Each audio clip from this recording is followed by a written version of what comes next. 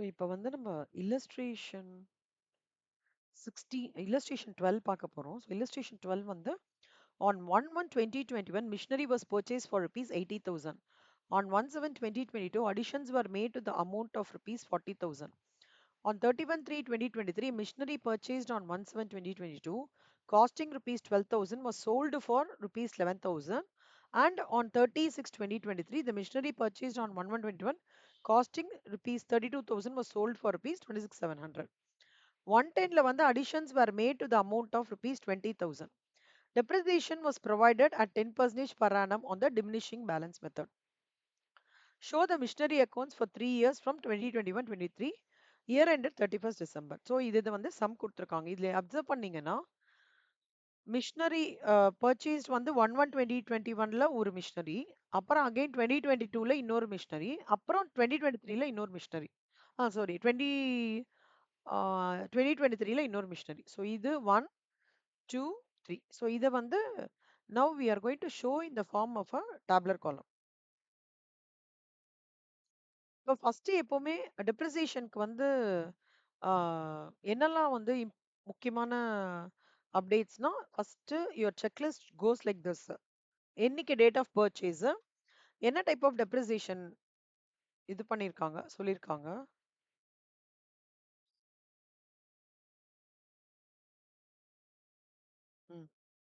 So என்னைக்கு வந்து so checklist வந்து இது நீங்க ஃபாலோ பண்ணிக்கோங்க.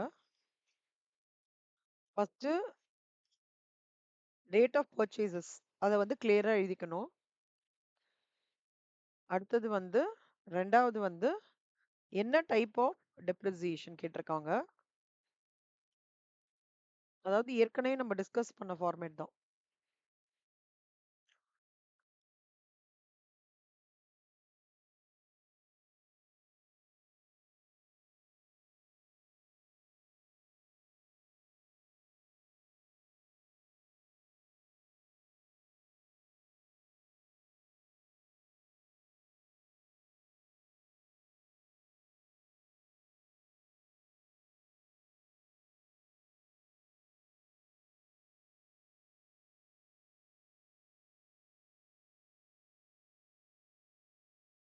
டேட் ஆஃப் பர்ச்சேஸ் என்ன, அப்புறம் கேலண்டர் இயர் ஃபினான்ஷியல் இயர் எப்போ, அப்புறம் ரேட் ஆஃப் டெப்ரிசியேஷன் எந்த ரேட்ல, அப்புறம் ஜர்னல் என்ட்ரிஸ். ஜர்னல் என்ட்ரிஸ்ன்னு வரும்போது டெப்ரிசியேஷன்ல என்னெல்லாம் நீங்க அண்டர்ஸ்டாண்ட் பண்ணிக்கிறோம். Purchase of fixed asset, fixed asset account debit to cash or bank பர்ச்சேஸ்க்கு.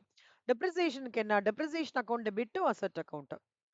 Okay, the value is reducing, அசெட்டோட வேல்யூ ரெடியூஸ் பண்றதுனால we are giving credit to the asset and debit to the depreciation. மூணாவது என்ன, sale பண்றோம். Sale பண்ணும்போது என்ன ஆகும், cash உள்ள வரும், cash account debit to asset account. நாலாவது you have to incorporate your profit and loss.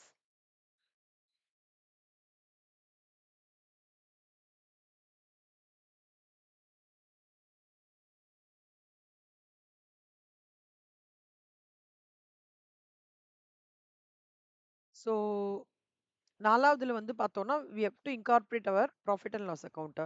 So profit னா அசட் டு ப்ராஃபிட் அக்கௌண்ட், லாஸ்னா loss account debit to asset account. So இது வந்து which is very very important basic journal entries. இதுல வந்து இந்த particular some வந்து இல்ல வந்து 3 கொடுக்கறதுனால we have to frame 3 types of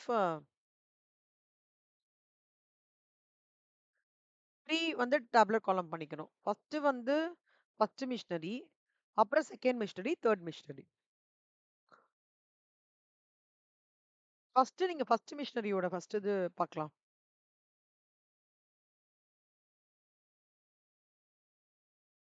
C 1/1/2021ல 1/1/2021ல வந்து 80,000. ஸோ 1/1/2021ல 80,000 80,000 ஓகே பர்ச்சேசஸ். சி அந்தந்த டேட்டாக்கு அப்படியே வச்சுக்கோங்க.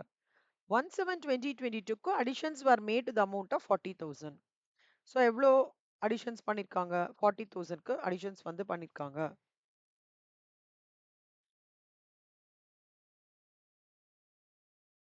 1/7/22.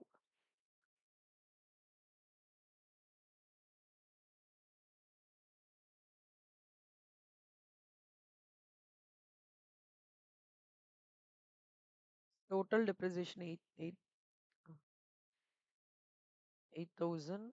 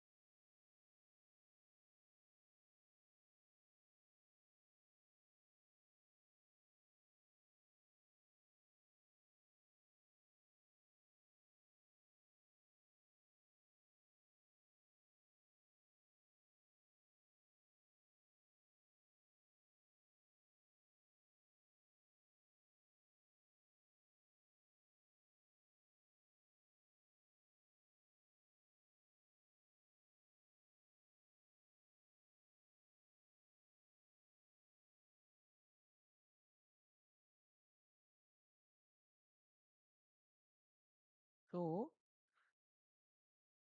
இப்போ வந்து 80,000. ஸோ 1/7ல வந்து பார்த்தீங்கன்னா additions were made to the extent of 40,000. So இந்த 40,000ன்றது வந்து இங்க கீழே நியூ நெக்ஸ்ட் மிஷினரியை இங்கே காமிச்சிருக்கோம். ஓகே, நெக்ஸ்ட் 31,320 மிஷினரி பர்ச்சேஸ்டு 1/7ல நான் என்ன பர்ச்சேஸ் பண்ணியிருந்தேனோ அதில் வந்து 12,000 காஸ்டிங் வந்து சேல் பண்ணிட்டேன். அப்போனா 12,000 ருபீஸ் ஓட காஸ்ட் இருக்கு இல்லையா, அந்த வேல்யூ மட்டும் I sold it for how much amount? I sold it for 11,000. So 12,000 I sold it for 11,000 என்னைக்கு? 31/3/2021. ஸோ இதோட வேல்யூ வந்து லெஸ் சேல்ஸ் 31/3/2021.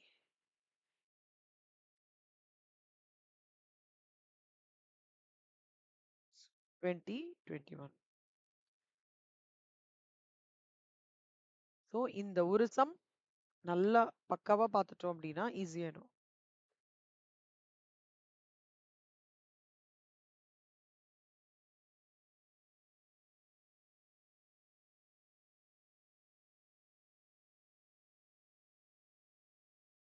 போடுறேன், இதெல்லாம் delete பண்ணிக்கலாம். இப்போ சம் வந்து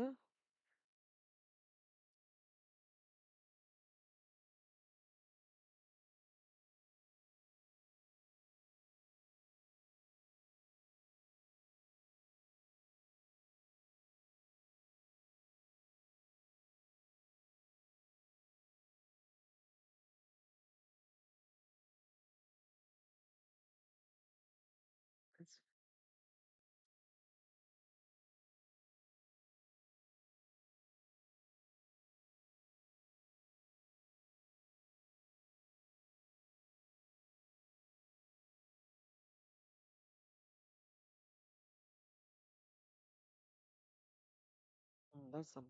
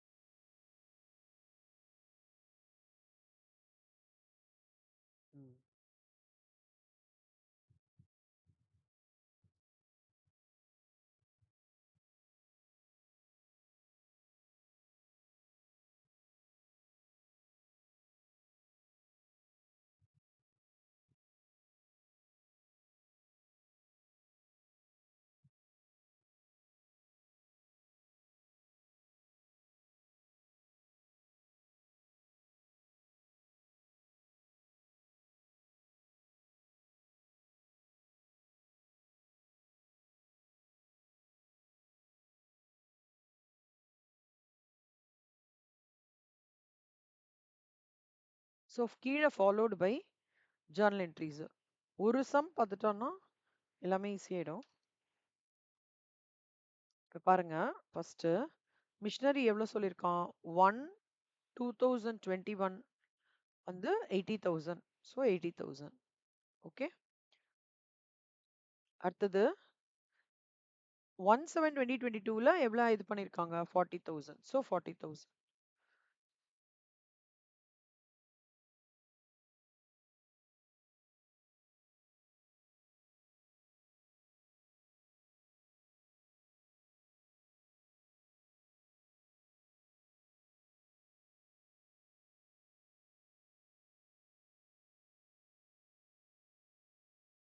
ஓகேவா?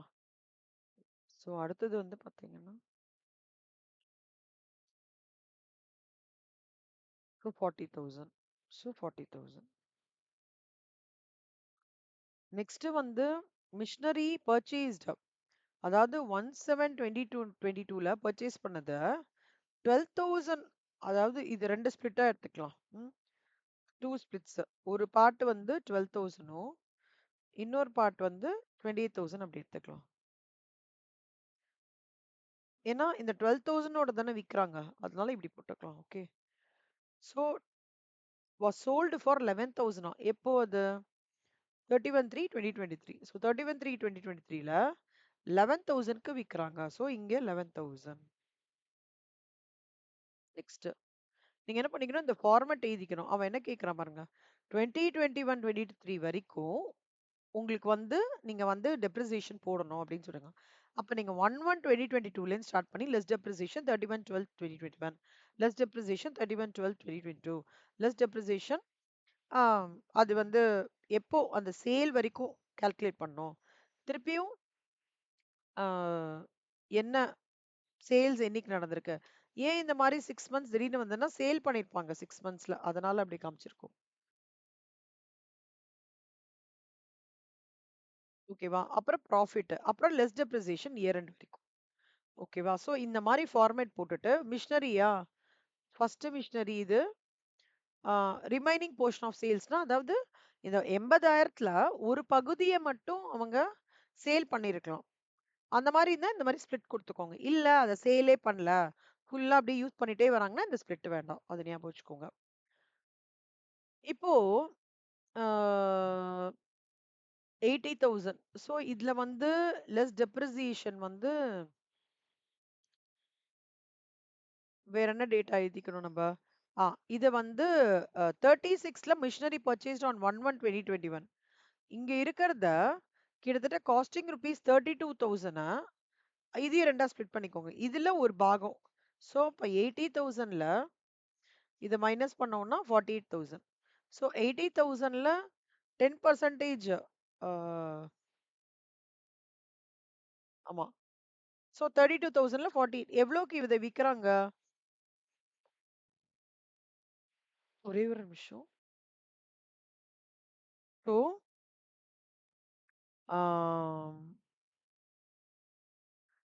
1/1/2023ல திருப்பி அடிஷன்ஸ் பண்ணிருக்காங்க. இவ்வளோ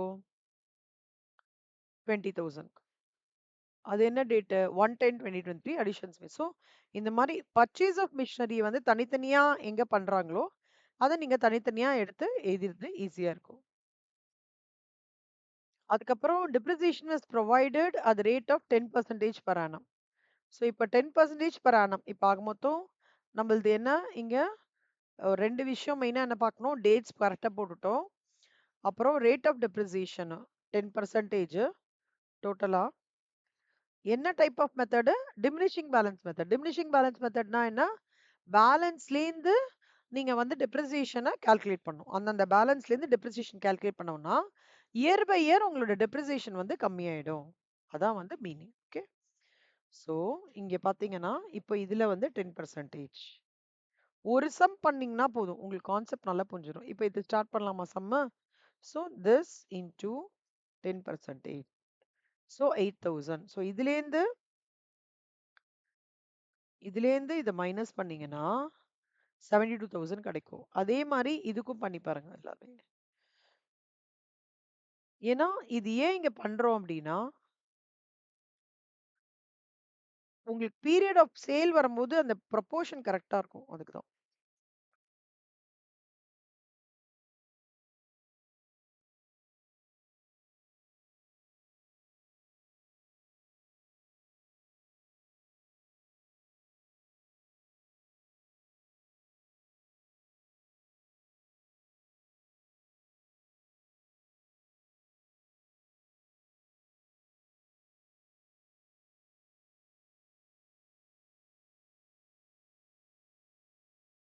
ஸோ அடுத்த வருஷத்துக்கு அதே மாதிரி 10%.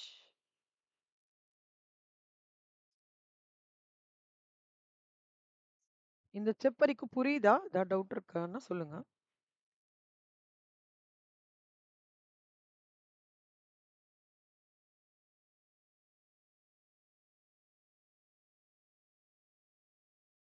இப்போ எப்போ வந்து அவங்க வந்து சேல் ஆகுது இந்த இது 36/20 ஸோ 36/2023 வரைக்கும் நீங்க இந்த ஆக்டிவிட்டியை கேரி அவுட் பண்ணிக்கலாம் அதே 10%.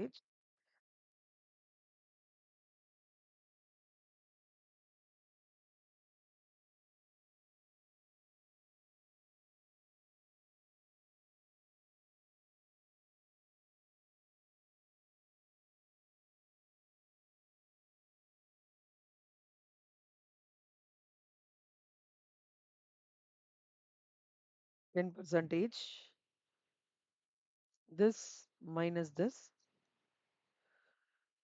ஸோ அதே மாதிரி 10%,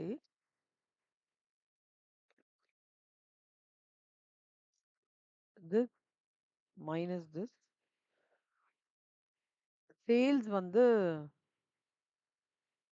இதுல வந்து சேல்ஸ் வந்து பார்த்தோம் அப்படின்னா எப்போ சேல் பண்றாங்க? 11,000க்கு சேல் பண்றாங்க. 11,000க்கு இல்ல 26,700க்கு சேல் பண்றாங்க. அப்பனா இப்ப இந்த பாயிண்ட் மட்டும் 6 மாசத்துக்கு இல்லையா? அப்ப அந்த 6 மாசம்னா இன்டூ 6/12 வரும். இதுவும் 6/12. இதுவும் 6/12.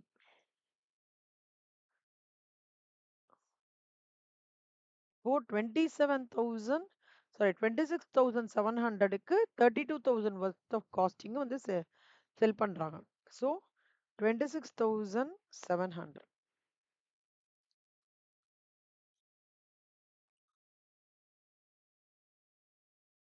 ஸோ என்னோட ப்ராஃபிட் பார்த்தீங்கன்னா 2076. ஆமா லாபம். ஏன்னா என்னோட விலை வந்து 24,624 ரூபாய் தான் வர்த்து. ஆனா 26,700 ரூபாய்க்கு நான் விக்கிறேன்னா அப்ப 2,076 ரூபாய் என்னோட ப்ராஃபிட்.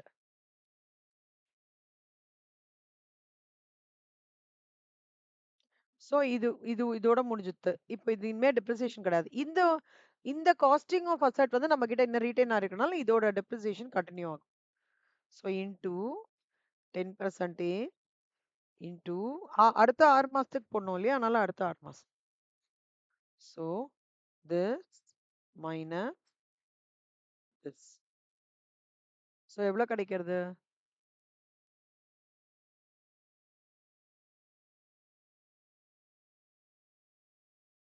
35,089.20. இது இது வரைக்குமா? அப்புறம் அடுத்தது 10%. This into 10%. So this minus this. So 31,580.28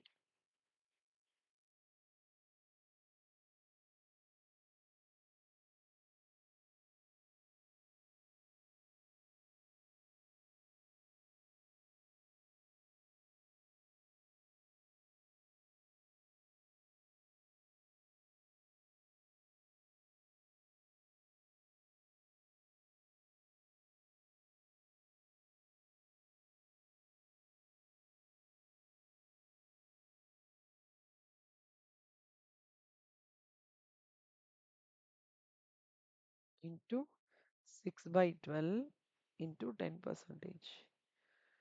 So 34,992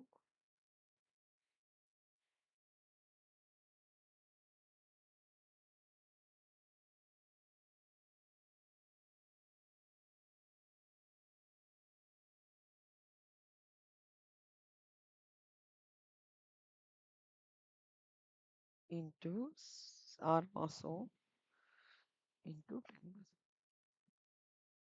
So 34,992.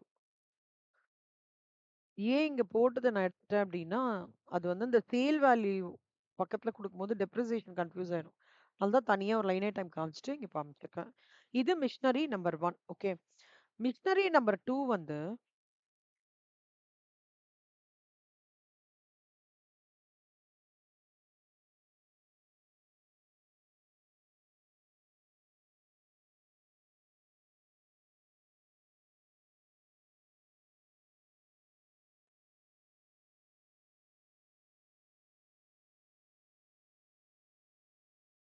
depreciation this into 10 percentage.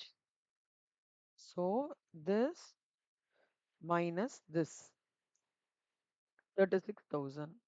அப்புறம் depreciation. இங்க வந்து 12,000 இதுலயும் குடுத்துருக்காங்க. என்ன குடுத்துருக்காங்க? 1/7/2022ல வாங்கினத நான் வந்து 11,000 ரூபாய்க்கு விற்க போறேன். எப்ப விற்க போறேன்? 36 சாரி 31/3/2023ல விற்க போறேன். அப்போ நம்ம திருப்பியும் இத இத வந்து 2ஆ பிரிச்சுக்கிறோம். 12,000 பிளஸ் 28,000 அப்படி பிரிச்சுக்கிறோம். ஓகேவா? 12,000 பிளஸ் 28,000 அப்படி பிரிச்சுக்கிறோம். அப்போ இது 4,000 36,000.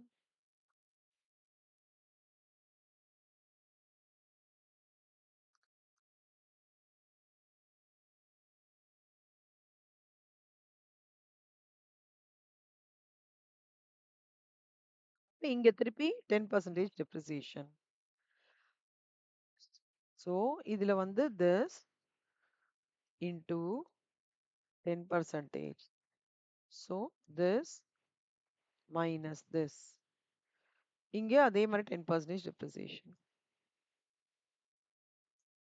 This minus this.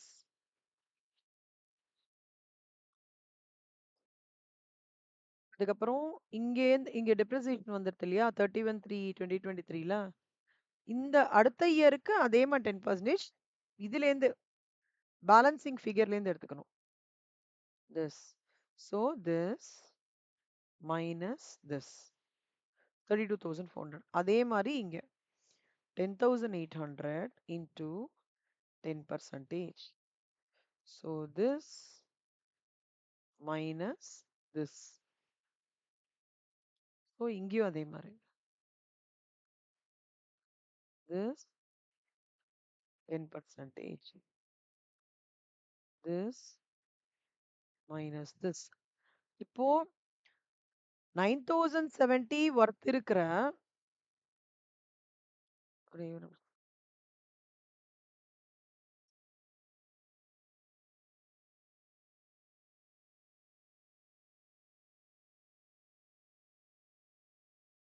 இங்க வந்து 1/7/2022 தான் வந்து அவங்க பர்ச்சேஸ் பண்ணியிருக்காங்க.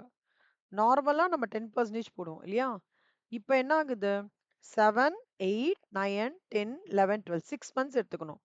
அப்போ இதுல அப்படியே இன்டூ 6 டிவைடட் பை 12.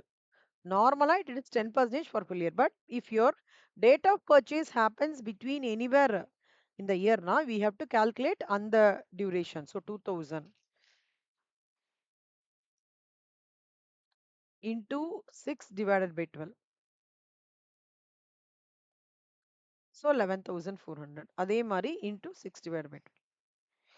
இப்போ இது ஒருவேளை வந்து 9th மந்த் அப்படின்னு தான் என்ன அர்த்தம்? 9, 10, 11, 12 4 மந்த்ஸ் தான் எடுத்துக்கணும். அப்போ into 4 by 12. So இப்போ 38,000, 11,400, 26,000 வந்துருது. இப்போ பாத்தீங்கன்னா அடுத்த வருஷத்தை பொறுத்த வரைக்கும் ஃபுல் இயர் டெப்ரிசியேஷன் தான். எந்த விதமான சேஞ்சஸ்லாம் வராது. ஸோ 38,000, 11,400 இது.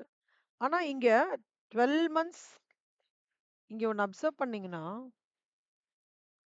31/3/2023லயே வந்து அந்த அசெட்ட வந்து செல் பண்ணிடுறாங்க. 7ஆம் மாசம் வாங்கி அடுத்த வருஷம் 3ஆம் மாசமே செல் பண்றான். அப்போ டெப்ரிசியேஷன் எவ்வளவு கால்குலேட் பண்ணணும்? அந்த பார்ட்டுக்கு மட்டும். First month, second month, third month 3 மாசம் டெப்ரிசியேஷன் தான் கால்குலேட் பண்ணப்போ 11,400 இன்டூ 3 டிவைடட் பை 12 அப்ப எவ்வளவு கிடைக்கும்? 8,550.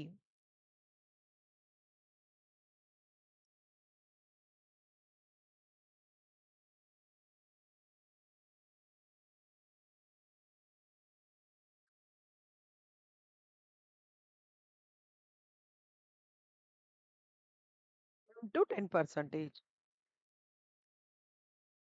ஸோ அப்போ 11,115. ஓகே, 11,115 என்னோட வேல்யூ. ஆனா நான் 11,000க்கு தான் சேல் பண்றேன்னா இட் இஸ் அ லாஸ். எவ்வளோ? This minus this. அவ்வளவுதான். ஓகே, இந்த ரிமைனிங் பார்ட்டுக்கு நம்ம as is full year depreciation this into 10%. அப்ப எவ்வளோ? this minus this. So 23,940 is my value for the 28,000 worth of machinery which is retained by the company and not sold, but 12,000 is sold out. அதுக்கு எவ்வளோ loss கிடைக்கிறது? 115 ரூபாய். So இது second மிஷினரியோடது. Okay, third மிஷினரிக்கு பார்த்தீங்கன்னா 110ல தான் இது பண்ணியிருக்காங்க. 31 10. ஸோ 110 தான் பண்ணானா 10 11 12 3 மாசத்துக்கு தான் depreciation. So this into 3/12 into 10%. அவ்வளோதான். அப்போ 20,000 மைனஸ் 500, 19,500. இதுதான் வந்து டெப்ரிசியேஷன் எப்படி கால்குலேட் பண்ணணும் ஒவ்வொரு மிஷினரிக்கும்ன்றது. இப்போ ஒவ்வொரு வருஷத்தோட டெப்ரிசியேஷன் என்னவா இருக்கும்? இது ரெண்டுத்தையும் கால்குலேட் பண்ணோம்னா அந்த வருஷத்தோட depreciation this plus this. 2021 depreciation இதான். இப்போ எனக்கு 2022 டெப்ரிசியேஷன் வேணும் அப்படின்னா திஸ் பிளஸ் திஸ். இப்போ 2022 விட்டுடலாம். 2022 விட்டுட்டு 2023 டெப்ரிசியேஷன் வேணா என்ன பண்ணோம்? This plus this plus this. 3. அதே மாதிரி மிஷினரி 2. ஸோ இது ரெண்டும் சேர்த்தா 200, இங்க 2, அதுக்கப்புறம் இந்த மிஷின். ஃபர்ஸ்ட் இயருக்கு இது 2022க்கு இந்த டெப்ரிசியேஷன். 2023 பொறுத்த வரைக்கும் திஸ் பிளஸ்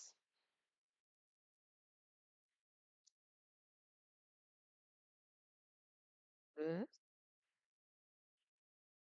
பிளஸ்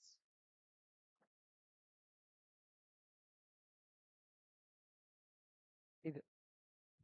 ஸோ 2023 இதுக்கு ஒரே ஒரு டெப்ரிசியேஷன் தான் 500. இப்போ எனக்கு டோட்டலா நீங்க டெப்ரிசியேஷன் உள்ளன்னு பாத்தீங்கன்னா இது பிளஸ் ஒரு இது பிளஸ் டோட்டல் எவ்வளோ?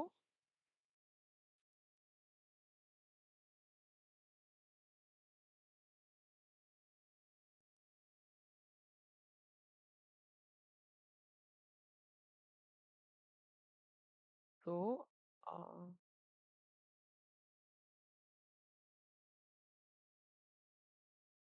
ஸோ ஒவ்வொரு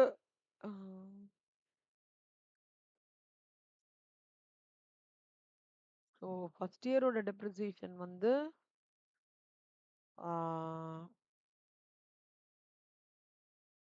20,384. ஓகே, செகண்ட் இயரோட டெப்ரிசியேஷன் பார்த்தோம்னா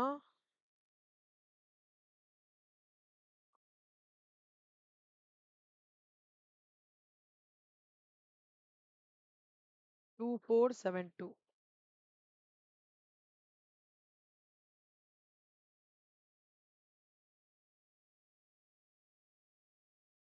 4945. 4945 correct.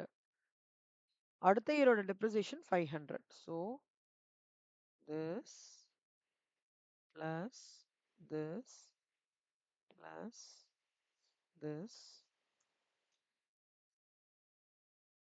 this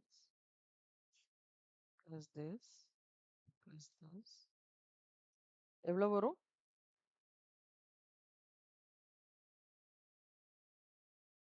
plus plus 25,829. So அதுதான் நம்மளோட டோட்டல் டெப்ரிசியேஷன். ஓகேவா? இப்போ டெப்ரிசியேஷன் ஒர்க்கிங் பண்ணிட்டோம். இப்போ வந்து டி அக்கௌண்ட் போட போறோம். இப்போ டி அக்கௌண்ட் பாருங்க இன்னொன்னா. ஸோ ஃபர்ஸ்ட் வந்து மிஷினரி அக்கௌண்ட். மிஷினரி அக்கௌண்ட்ல ஃபர்ஸ்ட் என்ன? நம்ம வந்து we are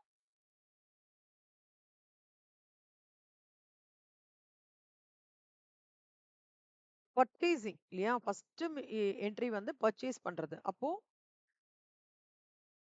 coming to the some. இப்போ பர்ச்சேஸ் பண்றதுன்னா என்ன பண்ணணும் நம்ம? பேங்க் அக்கவுண்ட் 2 பேங்க் அக்கவுண்ட் எவ்வளோ?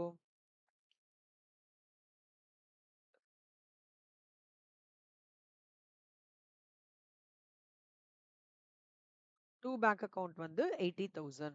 ஸோ அதான் இங்க 2 பேங்க் அக்கவுண்ட் 80. அந்த வருஷத்தோட டெப்ரிசியேஷன் எவ்வளோ?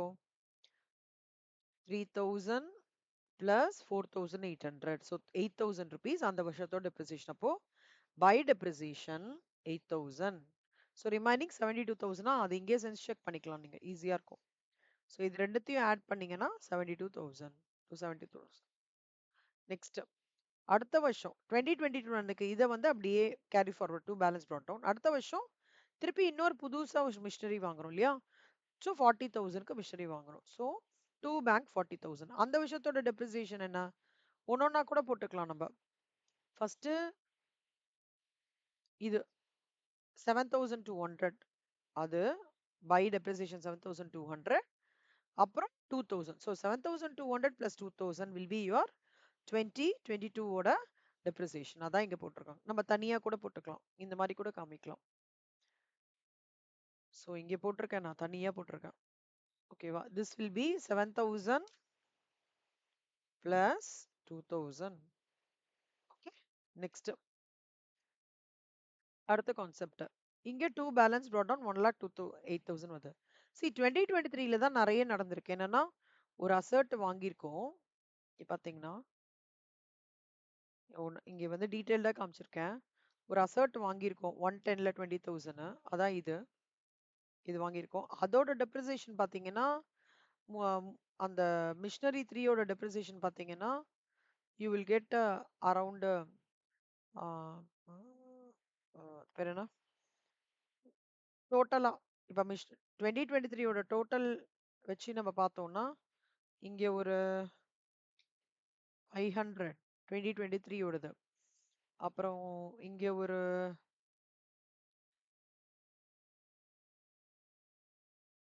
இங்க ஒரு 2945, இங்க ஒரு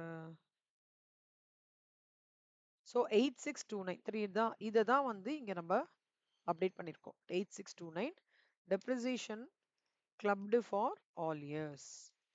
சாரி 3 மிஷினரி. ஓகேவா? இதுதான். இப்போ இந்த வருஷம் என்னெல்லாம் நடந்திருக்குன்னு பார்த்தீங்கன்னா ஒரு மிஷினரியை வந்து 2023ல சேல் பண்ணியிருக்காங்க 26,000. அதுக்கு என்ன என்ட்ரி? சேலுக்கு என்ன entry? Debit what comes in credit asset account. So bank account debit to asset account. So bank account debit to asset account எப்படி போடுவோம்? By bank machinery 1 26,700. ஓகே, அதே மாதிரி ரெண்டாவது மிஷினரி சேல் பண்ணியிருக்காங்க 11,000க்கு. அது என்ன பண்ணுவோம்? By bank machinery to 11,000.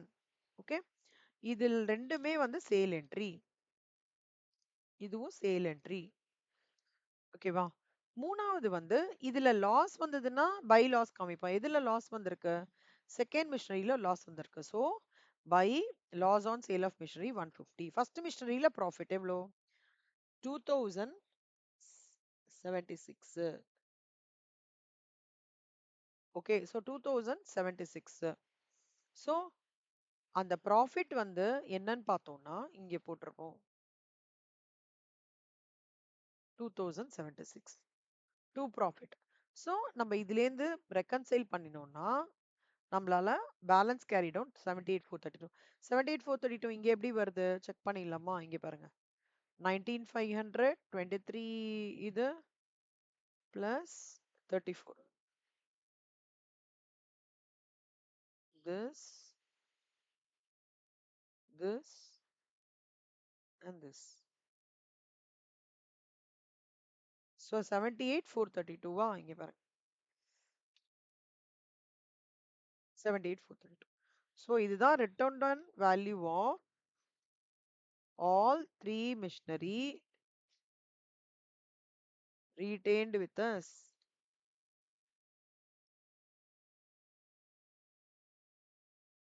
Okay, இதுதான் வந்து டெப்ரிசியேஷனோட ஃபுல் சம். ஸோ இந்த சம் நீங்க போட்டு பார்த்துட்டீங்கன்னா இல்லஸ்ட்ரேஷன் 13 வந்து illustration 13ல என்ன டிஃபரன்ஸ்னு சொல்லிடுறேன். illustration 13 பொறுத்த வரைக்கும் நம்ம மிஷினரி அக்கௌண்ட்னு ஓப்பன் பண்ணுவோம். Provision for depreciation account. எதுக்கு இந்த provision for depreciation account open பண்றோம்னா, see when I'm anticipating an expense you have to create a provision. AS சொல்றது. ஸோ ப்ரொவிஷன் அக்கௌண்ட்ல வந்து எல்லா டெப்ரிசியேஷனும் காமிச்சிட்டு, ஓகேவா, கடைசியா எந்த இயர்ல சேல் ஆகுறதோ அந்த ப்ரொவிஷன் ஃபார் டெப்ரிசியேஷனோட அந்த அமௌண்ட்டை வந்து நம்ம இங்க ட்ரான்ஸ்ஃபர் பண்ணிடுவோம். அதான் அதோட டிஃபரன்ஸ். மற்றபடி வேற அதெல்லாம் அதே ப்ரொசீஜர் தான். இல்லஸ்ட்ரேஷன் 14 ஹோம்ஒர்க்கு அவ்வளோதான். இதோட நம்மளுக்கு வந்து இது முடிஞ்சிருது. Depreciation is over. அவ்வளோதான். ஓகேவா? ஸோ இந்த சம் நல்லா பார்த்துட்டு டெப்ரிசியேஷன் போட்டு பார்த்துட்டுங்க. ஏதாவது